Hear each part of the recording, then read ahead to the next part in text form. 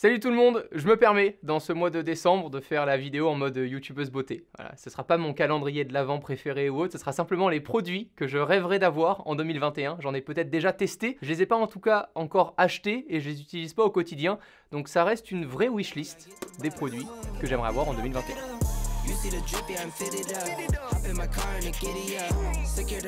Dans cette vidéo, on vous fait gagner votre wishlist. En fait, on va réaliser votre wishlist. Ça se passe sur Twitter, dans le lien dans la description. Pour participer, il faut suivre mon compte, retweeter le tweet, et puis vous répondez à mon tweet en me mettant tout simplement, pour un budget maximum de 150 €, les produits que vous aimeriez recevoir avant Noël. Voilà. Et après, nous, on se charge de faire genre Papa Noël, quoi. On commande à votre place. C'est vous créez votre wishlist. C'est le concours du jour qui se passe dans la description si vous regardez cette vidéo en décembre 2020. Attention, il n'y a que 24 heures pour participer. Je mentionne en premier produit, le produit qu'on a testé là tout récemment, durant ce calendrier de l'Avent, le HomePod Mini. On l'a testé avec Augustin. Je l'ai annoncé dans la vidéo que je le gardais. Bon, il se trouve qu'il est au studio. Il n'est pas chez moi, je ne l'utilise pas encore tout le temps et je n'ai pas encore remplacé toutes mes enceintes connectées par cet HomePod Mini qui me servira aussi d'assistant connecté, sachant que je suis dans l'écosystème d'Apple. C'est un produit que j'aime beaucoup utiliser, mais c'est assez rigolo parce que du coup, à chaque fois que je l'utilise, je commence par OK, et après je me rends compte que non, c'est dit, Voilà, c'est un assistant que j'aime bien utiliser, tout simplement parce que j'utilise d'autres produits Apple, sinon je pense que c'est autant intéressant d'avoir un Google Home Mini que d'un HomePod Mini, ça dépend de votre budget, de l'écosystème que vous utilisez. C'est quoi ce bruit? C'est la masse oscillante de la Swatch. Pourquoi elle a fait autant de bruit? Parce qu'en fait j'ai secoué mon poignet très rapidement et regarde, elle est toute nouvelle, je sais qu'à chaque fois les gens me disent hey, montre tes vraies montres plutôt que des montres connectées. Là du coup j'ai le système 51 Black de Swatch avec la petite masse oscillante et qui inscrit Time is what you make of it. Voilà, et la masse oscillante elle est multicouleur derrière, donc je trouve ça trop sympa. Je n'avais toujours pas de Swatch malgré ma petite collection, donc voilà, c'est ma première Swatch, j'en suis très content. D'ailleurs, pour ceux qui aiment les montres ou ceux qui veulent s'y intéresser, on se retrouve dans une vidéo dédiée d'ici quelques jours. Soyez abonnés à la chaîne, ça vaudra vraiment le coup. Il y aura aussi un produit à gagner, mais que 24 heures pour participer. Donc soyez abonnés à la chaîne, activez la cloche et puis on se retrouve dans quelques jours. En deuxième produit dont je rêve en 2021, et ça y est, on tape un petit peu l'inaccessible, enfin en tout cas pour le réaliser, ça va demander beaucoup de temps, beaucoup d'investissement et peut-être même le fait d'être accompagné pour pouvoir le faire. C'est un simulateur complet de Formule 1. Je ne veux plus travailler en 2021. Voilà, on ne veut plus travailler en 2021. Le simulateur, je pense qu'il aurait peut-être une petite place là, voilà. J'ai créé une petite config pour vous en parler un petit peu plus en détail, mais je débute, je suis un novice en simulateur. Donc là, pour l'instant, j'ai repéré des produits de chez Fanatec et le châssis de JCL Sim Racing. Voilà, tu as même des châssis sur Vérin et tout, c'est un truc de fou. Et puis il y en a pour tous les budgets, c'est-à-dire que même si tu as l'impression d'être pété de thunes et de pouvoir aller t'acheter un simulateur de fou en te disant « Ouais, moi je me fais un simulateur à 10 000 €, et bah tu peux t'en faire un à 50 000 €. Il n'y a pas de... Donc en fait, il faut que tu choisisses en âme et conscience parce que tu n'auras jamais le meilleur. J'ai découvert un monde pire que le modélisme. Là, pour le coup, c'est incroyable. Je commence du coup par la config avec le Podium Wheelbase DD1. Ça, c'est le moteur du volant pour avoir tout ce qui est retour de force. Le retour de force c'est juste fou. D'ailleurs, si vous me suivez sur Instagram, on a pu tester un simulateur de Porsche récemment dans une boutique Tag Heuer, des montres, voilà. Le retour de force c'est juste fou et quand tu te plantes, même en simulateur, vraiment, la voiture force tellement pour revenir avec les roues que tu es obligé, comme dans une vraie voiture, de lâcher le volant. Sinon, je te jure que le retour de force te casse le poignet en deux, c'est impressionnant de fou. Ensuite, au niveau du volant, j'ai retenu le Club Sport Steering Wheel Formula V2, le plus haut de gamme de... Oui, l'accent anglais. Le plus haut de gamme pour piloter en Formule 1, pour faire genre de piloter en Formule 1. Il est juste magnifique. Ce qui est fabuleux, c'est que tous les boutons qui sont sur le volant me fascinent, mais je ne saurais pas quoi en foutre. Je pense que je vais devoir vraiment avoir besoin de temps pour appréhender le tout. Inviter une ou deux fois Di Piero, Esteban Ocon, voilà, toute la team, Romain Monti, Fernando Alonso. Luca De Meo, si tu regardes cette vidéo, on s'échange les numéros et on attend tes pilotes. Ensuite, il y a le Club Sport Pédale V3 inversé. Oui, pour avoir encore plus de résistance, au lieu d'avoir la pédale qui part d'en bas pour appuyer dans ce sens-là, elle part tout simplement d'en haut et tu appuies dans ce sens-là. Vous aimez bien ce genre de croquis, c'est parlant. Bon, voilà, c'est encore une fois tout le matos le plus haut de gamme possible parce que tant qu'à faire, ça fait tellement longtemps que je suis passionné de bagnole, plutôt que d'acheter une bagnole, on achète un simulateur, voilà. Ensuite, la configuration continue avec un dumper kit, un Podium Advanced Paddle Module, le Rennsport Cockpit V2, le Speaker Mount, oui parce qu'évidemment je veux me faire un petit 5.1 si je peux directement sur la base. Ensuite, j'ai noté quoi d'autre? Un seul moniteur, donc un accessoire pour pouvoir placer un écran sur ton simulateur, c'est quand même pratique pour y voir quelque chose.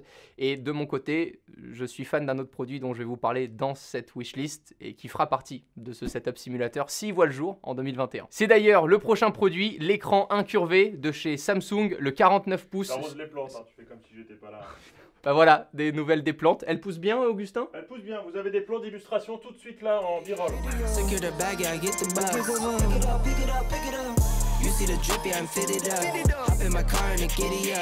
Allez, fais comme si j'étais pas là, continue. L'écran qu'on a testé récemment sur la chaîne qui est incurvé 1000R. Ah! Vengeance! Comme ça. Bon, ça a marché, mais attends. Oh, le fils de pute. Je suis tellement content d'avoir mis un t-shirt tout pourri. Oh putain, ça rafraîchit. Cet écran peut donc paraître complètement overkill pour plein d'utilisations, mais je pense qu'en gaming, en tout cas, du côté bureautique, je changerai pas d'écran. J'ai déjà le 49 pouces, la version précédente de chez Samsung. Il me suffit amplement, j'ai pas besoin d'avoir un écran encore plus incurvé que ça pour faire de la compta, on est d'accord. Par contre, pour jouer aux jeux vidéo, plutôt que d'avoir un double screen ou un triple screen avec cette séparation au milieu des écrans, je préfère avoir une surface de vue un peu plus petite, mais unifiée, et d'avoir qu'un seul magnifique écran en face de moi. Voilà pourquoi ce Samsung 49 pouces qui coûte quand même approximativement, je crois, un peu plus de 1000 euros. Ouais, 1005. 1500 1449 actuellement. 1549. Ouais, 449. 1449, ok. 1449 euros. C'est pour ça qu'il est dans la wishlist. Je ne l'ai pas encore. Un produit, vous vous y attendez pas. Mais ça fait quand même plusieurs mois que je le regarde et que je me dis, est-ce qu'à un moment, j'essaierai pas de repasser sur Windows avec un PC portable? Oui, je suis très bien sur Mac. Simplement, on utilise beaucoup Adobe Premiere. Adobe n'est pas encore vraiment, je trouve, ultra optimisé sur macOS. Il y a plein de soucis. En tout cas, de ce que je vois dans les screens Twitter, hein. Je fais confiance à Twitter là-dessus. De notre côté, sachant qu'on bouge beaucoup à des événements et autres hors Covid, c'est pour ça que c'est 2021. I hope to utilize this laptop if the Covid is done, you know. So, le Razer Blade, un PC portable de chez Razer qui est juste magnifique. Là, j'ai noté le modèle qui est en 15 pouces avec l'écran OLED tactile. Je m'en sers pas, mais c'est juste parce que c'est la version plus haut de gamme qui l'inclut. 4K, 60 Hz et on a également une GeForce RTX 2080 Super Max Q qui est embarquée. Voilà, une Rolls-Royce pour pouvoir éditer ses montages proprement, travailler ses rendus, etc. C'est vraiment un produit qui m'attire, qui est aussi super cher, je crois à plus de 2500 euros. Donc j'en ai pas besoin, j'ai déjà un MacBook Pro, c'est pour ça qu'il est dans cette wishlist. Ce sont peut-être des produits que je testerai en 2021, mais j'ai pas foncièrement besoin de ces produits. C'est aussi le but de faire une vidéo où on rêve, merde. Ensuite, et là j'ai envie d'un peu moins rêver, le Canon C70, la caméra Canon C70 qui a été annoncée tout récemment. Pour faire simple, vous prenez un boîtier professionnel, une caméra professionnelle, vous essayez de la compacter, de l'écraser dans un boîtier qui est pratiquement aussi gros que le 1DX Mark II, et vous obtenez là une caméra, une réelle caméra, c'est pas un appareil photo, avec toutes les prises professionnelles qu'elle embarque. On peut y relier directement un micro XLR par exemple. On a plein d'autres connectiques dont on pourrait se servir dans un milieu professionnel. Je pense que c'est une caméra qui me plaît beaucoup pour le rapport qualité-prix. Elle est aux alentours des 5000 euros, je crois. Pour ce prix-là, sachant que le 1DX Mark II, à l'époque, je l'avais quand même payé plus de 5000 euros et qu'il est ultra performant pour de la photo, mais on ne peut pas faire de la 4K à 120 images par seconde, par exemple. Il commence à être, attention le mot, obsolète. Mais c'est vrai, je ne peux pas le connecter à mon téléphone directement. Il n'a pas d'application embarquée et autres sans ajouter l'adaptateur, etc. Plutôt que d'acheter un 1DX Mark III pour continuer de faire de la photo alors que le 1DX Mark II me suffit amplement pour faire de la prise en rafale, etc. Je pense plutôt me tourner du coup sur cette caméra C70 que j'adore, qui fait de la 4K en 120 images par seconde et qui nous permettrait d'avoir un boîtier uniquement là pour faire de la vidéo. Ça m'éviterait de laisser ce 1DX Mark II tourner en boucle alors que de base c'est un super bon appareil photo et une super bonne caméra. Mais c'est surtout un appareil photo que j'aimerais garder en perso pour vraiment m'éclater pour de la photo, l'avoir plus souvent chez moi et avoir ici au studio de super caméra. Quelques caractéristiques qui parleront aux puristes. Là, ça y est, sur cette C70, on peut tourner en MP4 en 4:2 10 bits pour avoir vraiment une plage colorimétrique étendue, donc avoir le maximum d'informations sur les couleurs qui sont dans notre image et pouvoir les retoucher, transformer ton bleu en légèrement plus jaune et autres, sans dénigrer l'image de la caméra. Et ça c'est super important, sans devoir forcément filmer en RAW qui est un format vachement lourd. On peut tout de même s'amuser à retoucher les couleurs de nos images sans commencer à avoir ces vieux halos de grains dégueulasses, etc. Regardez, on met un petit extrait à partir de maintenant, il y a un petit effet colorimétrique horrible qui arrive là maintenant. Voilà, t'as envie de vomir. Et bien pour éviter ça, ça aide d'avoir du 4:2 10 bits. Le 4K sera évidemment compatible avec ce 4:2 et au niveau du capteur, je ne l'ai pas précisé, c'est quand même un capteur CMOS Super 35 mm. Voilà, donc il n'y a pas mieux, c'est top. Et au niveau de l'enregistrement, et ça va nous sauver la vie, uniquement 2 cartes SD. Il y a 2 slots de cartes SD. Donc après, c'est des cartes SD avec voilà, une vitesse en écriture qui va être ultra rapide, dont on va avoir besoin. Mais il n'y a plus ces fast, ces compact flash, tu intervertis, tu arrives à Las Vegas, tu t'es aperçu que tu avais laissé fast et qu'en fait tu voulais de la compact.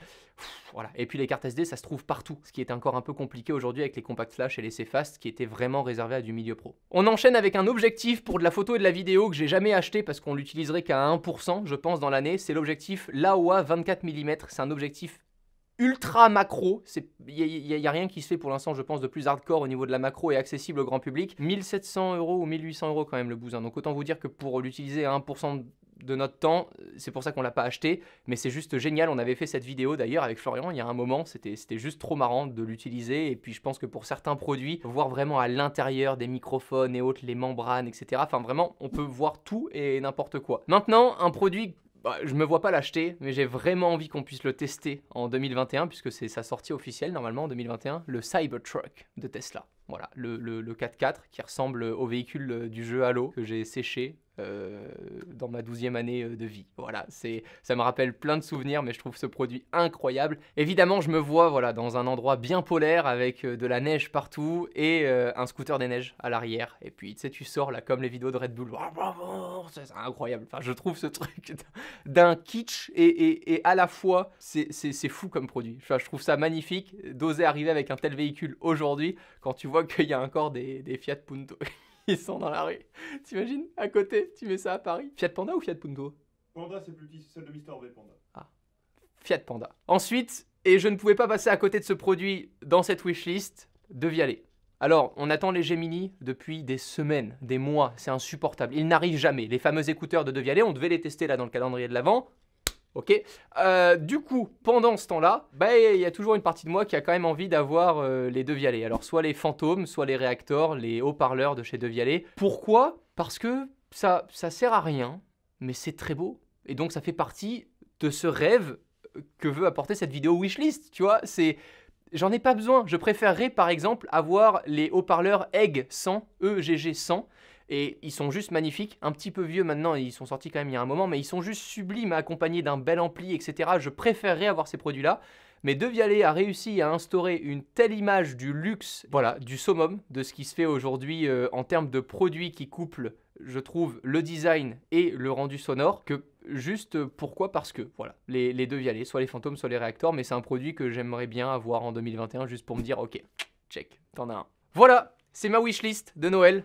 Maintenant, quelle est la vôtre? Soit vous me la dites en commentaire, soit vous pouvez l'acquérir pour 150 € maximum, et je vous laisse me la dire du coup sur Twitter, dans la réponse au tweet concours, pour découvrir dans 24 heures avec qui on aura pu réaliser une wishlist. Enfin, je trouve ça cool, non? Comme produit. Plutôt que d'un produit, là, on vous aide à réaliser votre petite wishlist de Noël. Merci à toutes et à tous, à demain 19 h pour une prochaine vidéo, et à très bientôt si vous me découvrez après ce mois de décembre 2021. Ciao tout le monde! You see the drippy, I'm fitted up. Hop in my car and giddy up. Secure the back, yeah, I get the bus. Pick it up, pick it up, pick it up. Ooh, I'm a real one, my day ones. Try to speak up, can't say none. Try dig dirt, there ain't none. I make the money that save up. 10 to 80, my savings.